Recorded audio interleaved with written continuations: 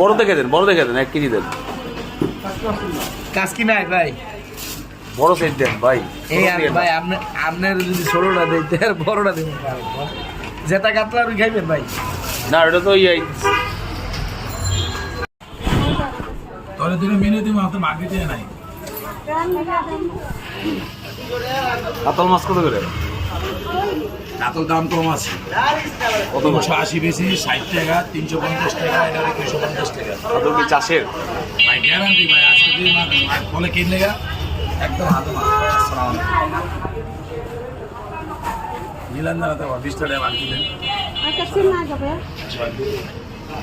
সব মাছ ভালো যাবে, মাছ লাগবে না। এই যে এদিকে 2 কোট লাগবে। দুই মাছ দিতে হবে, আমার না জানে।